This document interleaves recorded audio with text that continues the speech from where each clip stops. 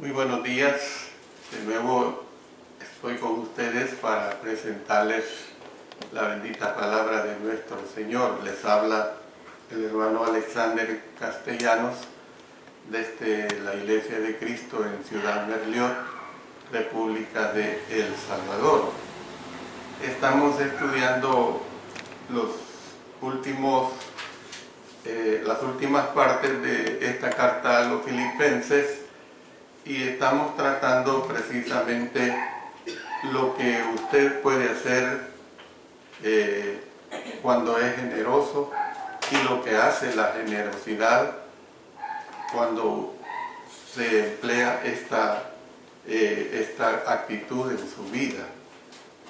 La estamos basando en los versos 14 al 20 del capítulo 4 de Filipenses. Y precisamente hemos visto ya la primera parte, además de la introducción, de lo que se refiere a la bendición de compartir.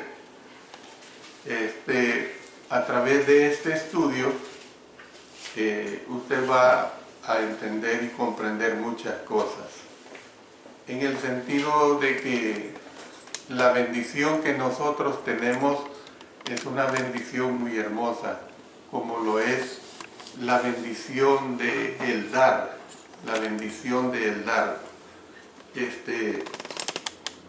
Cuando nosotros estudiamos sobre estas situaciones específicas, vamos a aprender y a entender lo que concierne a la ofrenda de nuestro Señor.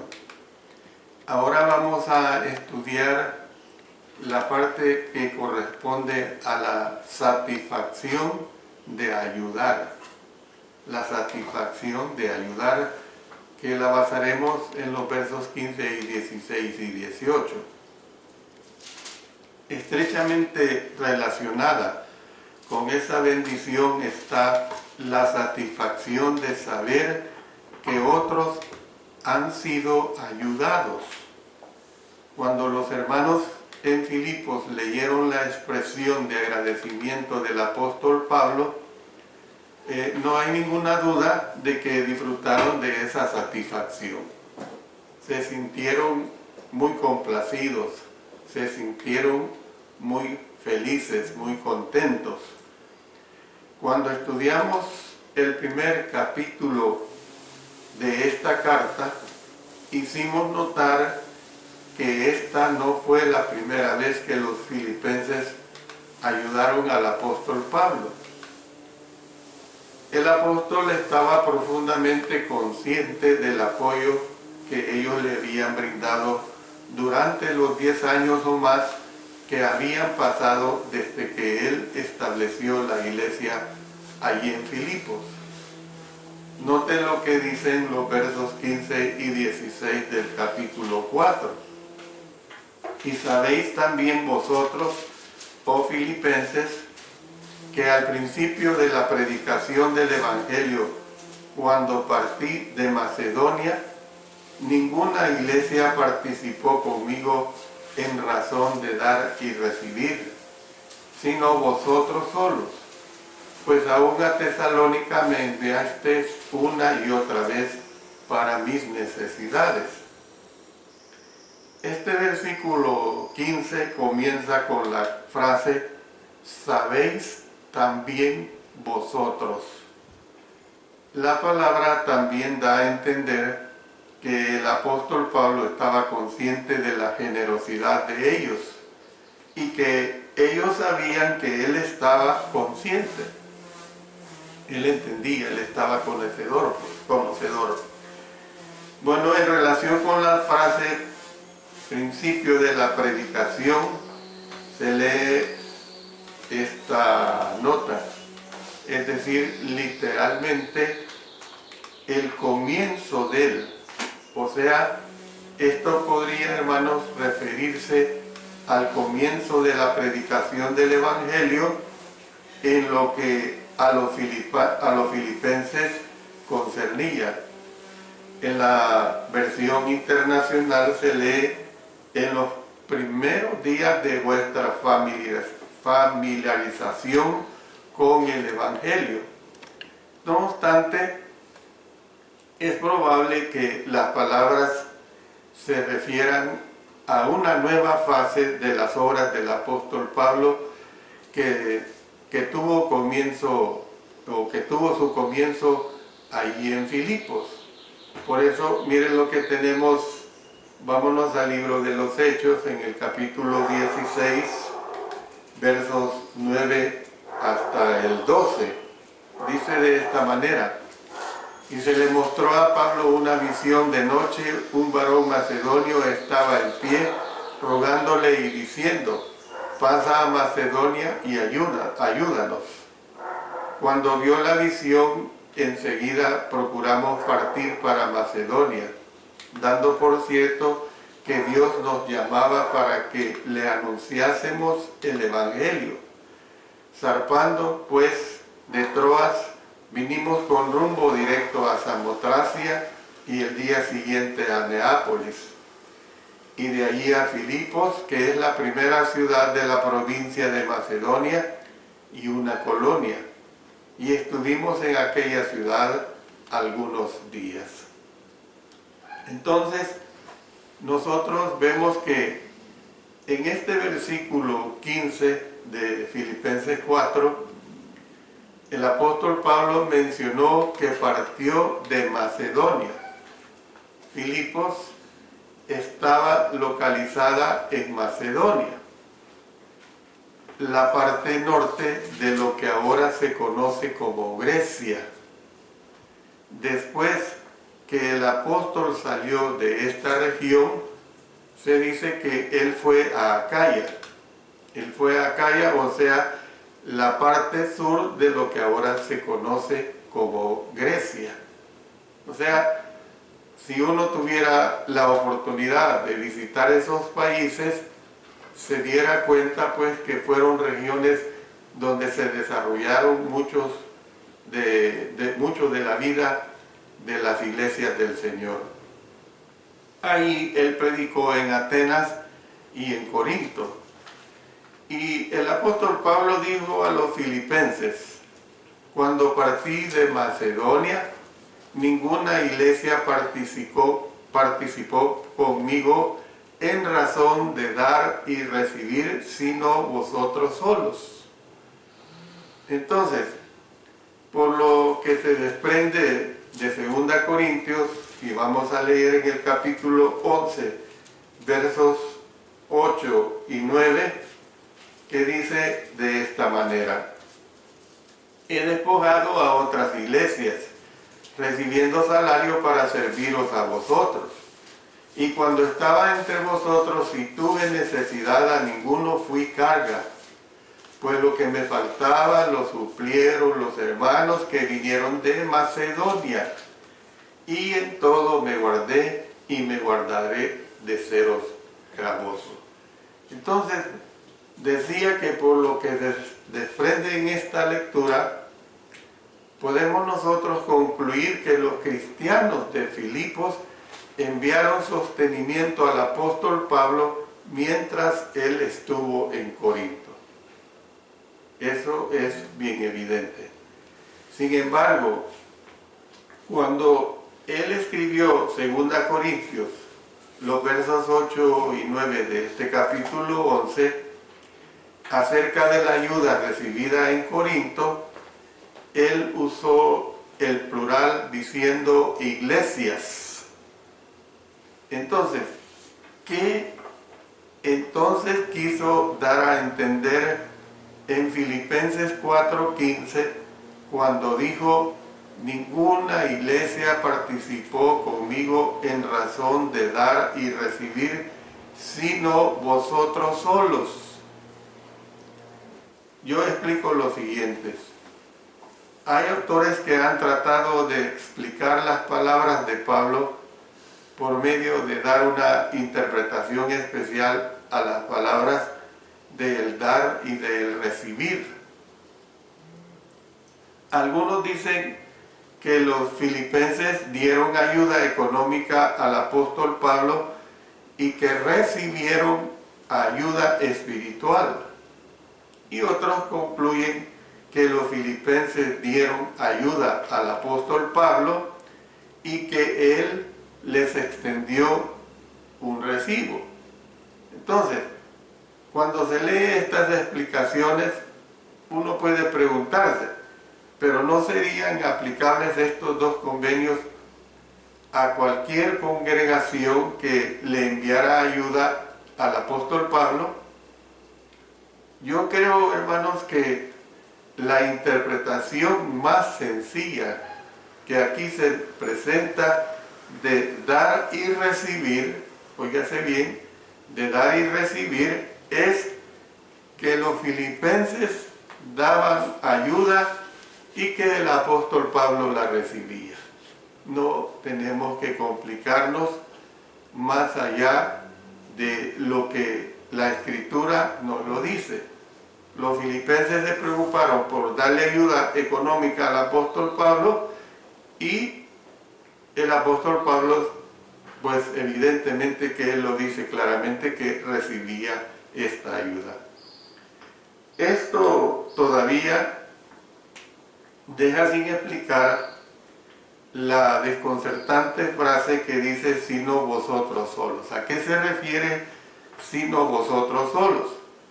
Tal vez el apóstol Pablo estaba recalcando que la iglesia de Filipos, o la iglesia ahí en Filipos, era la única congregación que le había ayudado constantemente, y esta es una realidad. El único socio, por decirlo así, constante que había tenido en sus esfuerzos misioneros. Eso es lo que él está expresando. Es decir, que cual sea el significado exacto de las palabras vosotros solos, el apóstol Pablo estaba recalcando el servicio singular que le dieron los cristianos de Filipos. Es decir, estaba recalcando cómo es que los cristianos le ayudaron sin que fueran presionados por nadie, sino que lo hicieron por voluntad propia. Entonces, cuando el apóstol Pablo pensaba en el sostenimiento de los filipenses después que salió de Macedonia, él, hermano, se acordaba que la ayuda de ellos había comenzado aún antes de salir de esta provincia.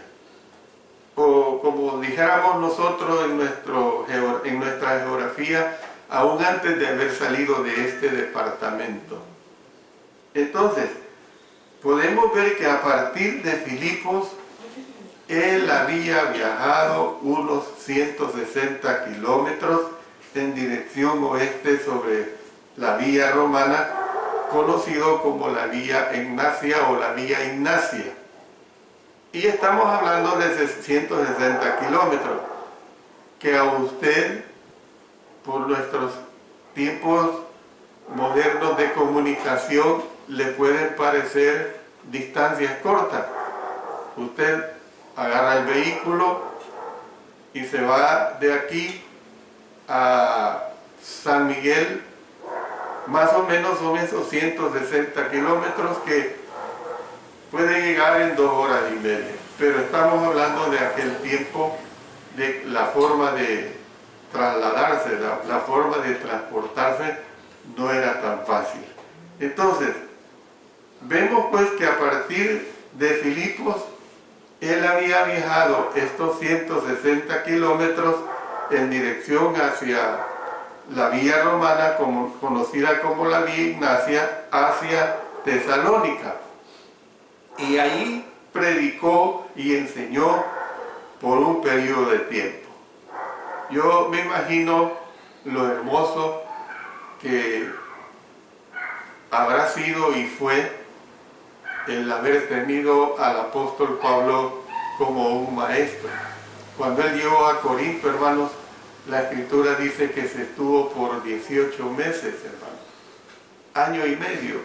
Imagínense tener a un maestro de la calidad del apóstol Pablo durante año y medio. Y yo me imagino que Si no se reunían todos los días, a lo mejor se reunían de 3 a 4 o 5 días durante la semana para estudiar la palabra de Dios. Entonces, mientras estuvo él allí, ejerció su profesión, dice la Escritura. Miren lo que dice en 1 Tesalonicenses, capítulo 2 y el versículo 9. Dice acá: porque os acordáis, hermanos, de nuestro trabajo y fatiga, como trabajando de noche y de día, para no ser gravosos a ninguno de vosotros, os predicamos el Evangelio de Dios. Luego vamos a 2 Tesalonicenses, capítulo 3 y el versículo 8. Dice, 2 Tesalonicenses, capítulo 3 y el versículo 8. Miren lo que aquí está expresando: ni comimos de balde el pan de nadie, sino que trabajamos con afán y fatiga día y noche, para no ser gravosos a ninguno de vosotros. Pero hay que aclarar lo siguiente: también recibió ayuda de Filipos, porque él escribió, miren lo que dice el verso 16 de este capítulo 4 de 1 Corintios: pues aún a Tesalónica me enviaste una y otra vez para mis necesidades. Entonces, ¿qué es lo que vemos? Que al ponernos a pensar en ello, vemos que fue maravilloso. La iglesia de Filipos era una iglesia pequeña y joven en la fe. Según la historia bíblica y secular, los ciudadanos de esta área estaban teniendo problemas económicos. Vamos a documentar esta situación con la palabra de Dios. Miren lo que dice en 2 Corintios, en el capítulo 8, versículos 1 hasta el 4. Así mismo, hermanos, os hacemos saber la gracia de Dios que se ha dado a las iglesias de Macedonia, que en grande prueba de tribulación, la abundancia de su gozo y su profunda pobreza abundaron en riquezas de su generosidad. Pues doy testimonio de que con agrado han dado conforme a sus fuerzas y aún más allá de sus fuerzas, pidiéndonos con muchos ruegos que les concediésemos el privilegio de participar en este servicio para los santos. Era un privilegio, hermano, el que les permitiera participar en el dar, pues. Tesalónica era una ciudad más grande y más afluente. Sin embargo, los cristianos de Filipos, la Escritura es bien clara, dice que enviaron ayuda al apóstol Pablo cuando él estaba en Tesalónica. Y esto puede decirse: ¿cómo es posible que de un país poderoso se envíe sostenimiento a un misionero que está en otro país poderoso? Es que ese no es el punto. El país puede tener mucho dinero, tanto del país de donde procede el misionero como el país donde está haciendo la obra misionera, pero el dinero no le pertenece a la iglesia es el dinero es de la nación. Entonces hay que entender esta situación, que una cosa es apartar dinero sagrado para hacer la obra sagrada. Una cosa es que aquí en mi país hayan personas que tengan demasiado dinero, pero ese dinero yo no lo tengo, es de ellos. Entonces, por eso es que se necesita tener los recursos dados por los santos, no dados por la gente que ni le teme a Dios, ni entiende lo que es Dios, ni hace la voluntad de nuestro Dios. Entonces, hermanos, podemos nosotros ver que al ponernos a pensar en ello, vemos que fue realmente maravilloso. La iglesia de Filipos, como decía, era pequeña y joven en la fe. Nunca es demasiado temprano para que una congregación comience a hacer un trabajo misionero. Por ejemplo, esta congregación de Ciudad Berlioz, que es una congregación muy pequeña, pero tenemos 4 o 5 años, ya no lo recuerdo exactamente, que mensualmente ayudamos a nuestro programa radial. Y no lo estoy haciendo por propaganda, lo estoy haciendo en el sentido de que no estamos esperando a que tengamos una gran cantidad de miembros, que hayamos crecido para hacer una obra misionera. A veces los miembros razonan en una forma equivocada para hacer la obra misionera o la obra del Señor que les corresponde. Unos dicen, apenas estemos firmemente establecidos en esta área, entonces vamos a comenzar a ver si podemos ayudar. Otros pueden razonar de otra manera, cuando tengamos nuestro edificio construido, hasta entonces vamos a ver si nosotros podemos ayudar en esta ayuda que nos han solicitado como obra misionera. Y hay un montón de razones que se pueden poner para decir que realmente se va a comenzar a hacer la obra del Señor. Eso es proceder en una forma equivocada. Eso es proceder en una manera que a lo mejor esa situación nunca va a llegar, de tener una solvencia económica tan bonancible que nunca vamos a hacer la obra que nos corresponde de predicar el Evangelio por extensión a muchos lugares. La iglesia de Filipos, hermanos, es un ejemplo. La iglesia de Filipos no razonó de esta manera.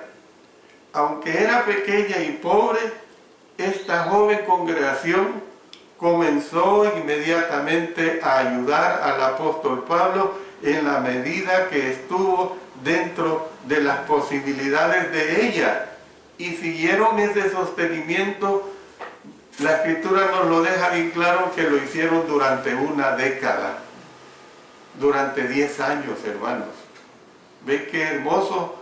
Entonces, nada fortalecerá el corazón de una congregación como estar preocupada de las necesidades de los demás.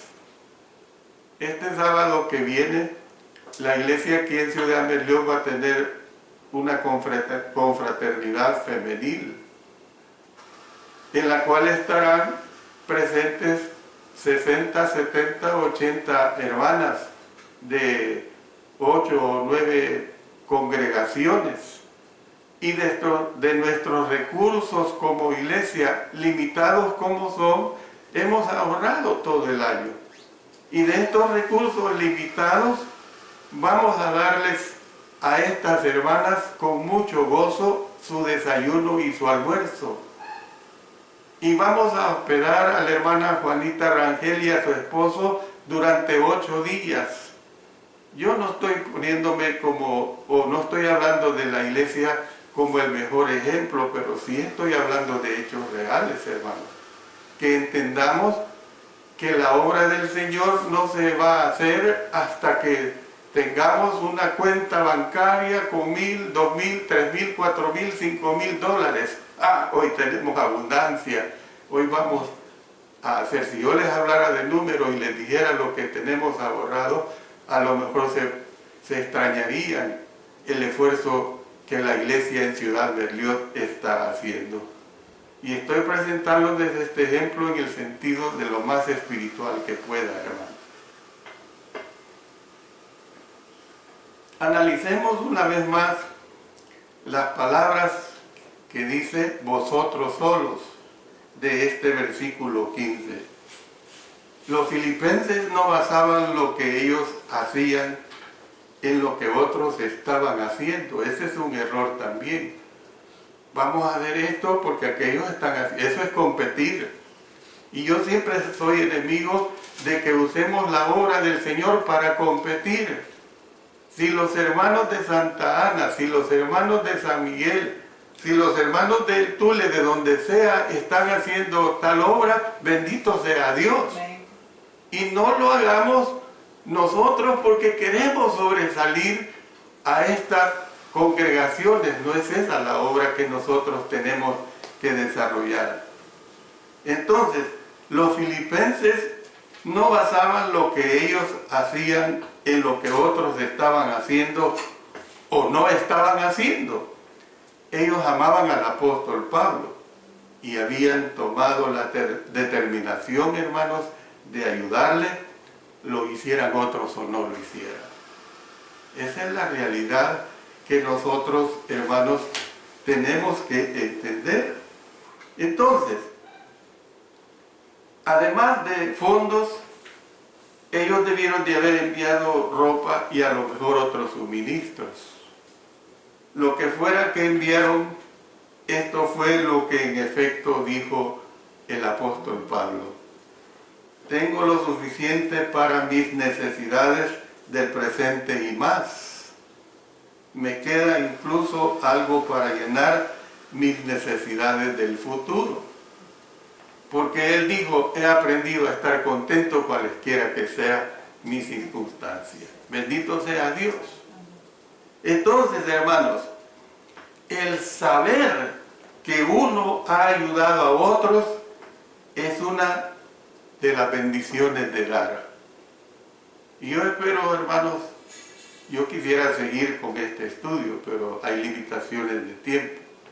Yo espero que a través de estos estudios los santos de la Iglesia de Cristo, hermanos, hermanas, jóvenes, hombres, mujeres de mediana edad, ancianos, aprendamos a dar, porque esa es la realidad. Aprendamos a dar. Criticamos mucho el problema evangélico de los diezmos. Y yo le digo a usted, ¿acaso la ofrenda no es parte de un nuevo y superior pacto? Entonces, si aprendiéramos esto, yo no le voy a decir a ustedes el 11%, el 12%, pero si aprendiéramos esto, entendiéramos lo que es el dar. Y no pensaríamos en el dar en lo más mínimo que nosotros podemos dar. Siempre yo lo he usado, no les exagero, hermano. Lo he usado este ejemplo que les voy a narrar 20, 30, 50 veces o más. Y yo cuando estaba estudiando en Sunset, el hermano Moisés Pérez nos puso un ejemplo muy hermoso. ¿Cuál es ese ejemplo? Un día él llega a visitar una pareja de hermanos americanos. Y la hermana estaba cortando la grama, el césped, como le llamen, con su máquina manual. Las casas en Estados Unidos tienen un patio yarda que le llaman bastante grande. Se llena de grama o césped y hay que pasarle la máquina por lo menos una vez al mes. Y cuando llega el hermano le dice la hermana a él, ay, me duele la espalda, le dice, me duele la espalda. Y el hermano conocía bien la condición económica de este hogar, de este matrimonio, ya eran señores. Y le dice, ¿y por qué no pagan? Le dice. Cobraban en aquel tiempo, nos narró $40 por cortar la grama. La respuesta de la hermana fue esta, no, le dijo, porque preferimos, mejor dicho, darlo para la ofrenda del Señor. Y el hermano agrega esto y dice, esos hermanos tenían muchos recursos económicos y yo sé, dice perfectamente bien, que su ofrenda al Señor era del 90% y ellos se limitaban a vivir nada más con el 10%. Yo no le estoy diciendo sobre esto, y más adelante yo voy a ver en esta serie de lecciones aspectos sobre esto para que no me malentienda. Yo no le estoy diciendo a usted que si usted gana $500 que dé el 90%, eso es fatalismo. No le estoy diciendo eso. Lo que le estoy diciendo, hermano y hermana, es que aprenda a dar, que aprenda a dar con el corazón. Amén. Que aprenda a dar conforme usted ha prosperado. ¿No cree usted que si gana $500 y que da $1 de ofrenda, no cree usted que es insensatez, hermano, hermana? Yo creo que sí. Y otra vez le digo, no le estoy poniendo sumas, no le estoy poniendo cantidades, pero usted póngase la mano en su corazón como un hijo o una hija de Dios y entenderá espiritualmente lo que ahorita le estoy presentando en base a la palabra de nuestro Dios. Que Dios bendiga su bendita palabra. Amén.